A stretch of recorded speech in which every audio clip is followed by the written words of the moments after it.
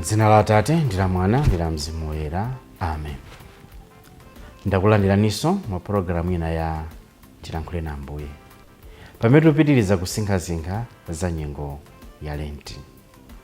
Ndipo lero ndifuna tsopano ndikambe za nyengo ya Lent in general modutsa, tisanambe kulowano mu chimodzimodzi cha Lent ngati ma programu etachita kumbuyoko. Poyamba, Lent ndi chani? Lent ndi nyengo. Lent ndi nthawi.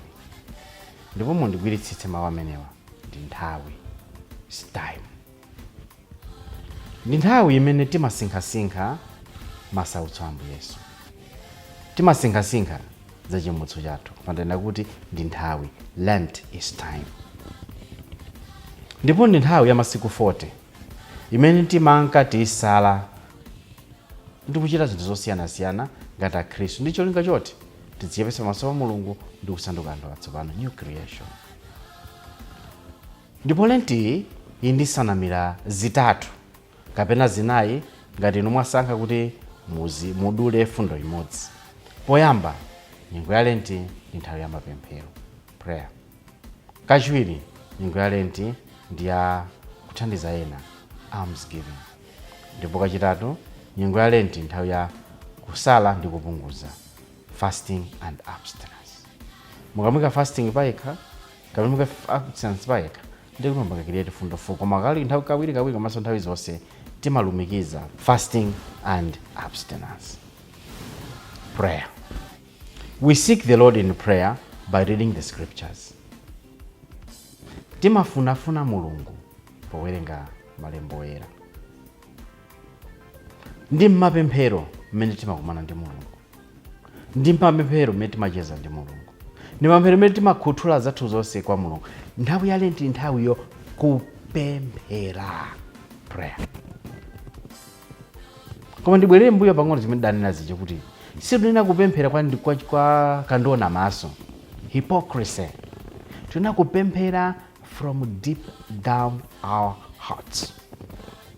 Kupemphera kuchokera pansi penipeni pamtima. It's time of prayer. Ndipo cholinga cha kupemphera is change, is transformation. Chifukwa mulusunga kumane ndi Mulungu ndikubwera makhala chimodzimodzi.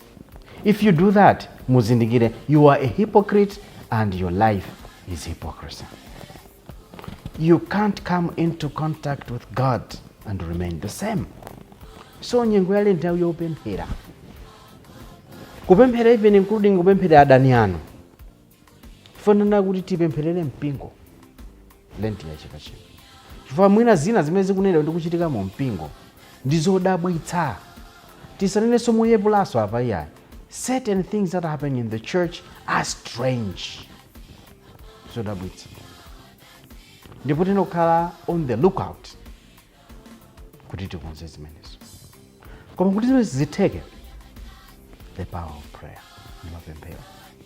Popanda mapemphero palibe chimene tingachite. Popanda mapemphero tilephera. Ngakhale moyo wa Ambuye Yesu amene flowed from prayer, umayenda nthawi zonse mapemphero. Tamuyang'ana na Ambuye Yesu Khristu ali mwana 8 years anakampereka mtempere makolo ake, abambo Yosefe ndi amayi Maria. 12 years amapezeka mtempere ali pakati pa akuluakulu akuwafunsa mafunso. Ayamba kuphunzitsa nthawi ndi nthawi amapita ku tempere monga mmene chizolowezi yawo chidalili. Amapita ku synagogue kukapemphera. Ndi chifukwa chake moyo wonse wa Ambuye Yesu umayenda mapemphero. So Lent is a time of intense prayer. Kupemphera kwathunthu, kupemphera koona, kupemphera kwenikweni. 2023 ndana kuti we have to pray for the church and the country. Tikaziona zimene zikuchitika m'Malawi athu muno, it is sometimes indicative that we are not really a people of prayer. sitikupemphera zenizeni mtima wonse. If you claim kuti dziko lama ndi dziko lopa Mulungu, koma nanga zimene zikuchitikazi zikugwirizana bwanji ndikuopa Mulungu? Milandu mungopondereza, especially kakhudza zinzano. And that is not what's even sad. Today we have politicians who are experts in lying. Akatswiri ponama. Hazina mukamalankhula muzifunsa kuti mulankhula ndi ana. Komanso kwene is indicative kunena kuti moyo mwathu prayer mulibe. If ndiwe ngati ndiwe Katolika, you have to pray. Kupita kunsembe yamisanu kapemphera. Ndiwe CCP, go and pray. Ndiwe Seventh Day, go and pray. Ndiwe Nsilamu, go and pray. Chifukwa time la moyo wa munthu is prayer. Chifukwa in prayer timakumana ndi mlengi wathu. Ndisilingane kuti timakumana ndi mlengi wathu koma zochita zathu koma policies zathu poor. Sizikugwirizana. My famous stories amene akhala kuyenda mdziko lathu. The arrest, I can even call it the harassment of the ACB, the Anti-Corruption Bureau. Mwina nawo pali zina zimene adachita zosathandiza. But sometimes you literally see that this is a political gimmick. Zimaoneka. Munga ndanena simukuuza ana kapena mulankhula ndi ana. Amalo ndi anthu akuluakulu, they know what happens. Kuti akhala chete doesn't mean kuti they don't know. Musadzinamize. Koma ine fundo yanga is not about that. Fundo yanga is, if you are a politician, you immerse your life in prayer, you'll be a different politician.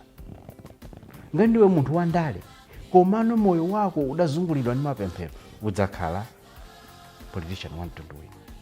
So not all politicians are fake. Tuna ma politicians amandi Chikristu choona through Christian values. Dameti kunena pa. Who can help us change? Kama vuto lake ngakhale mwina soti aKristu timapemphera mwamuona ndithu. But if you are not willing to take a risk, if you're not even willing to risk your job for the sake of others, it means your life does not flow from prayer. Ambuye Yesu Kristu anaphedwa chifukwa chani? For being truthful, for being honest, for being sincere. He was crucified as a political prisoner. He was also crucified as a religious prisoner. That's in the Ayuda. Blasphemy. Koma everything, when you look at the life of Jesus Christ, zimakhala, kapena zinamangidwa, kapena zinamiramizu, kapena zinazikizira in prayer.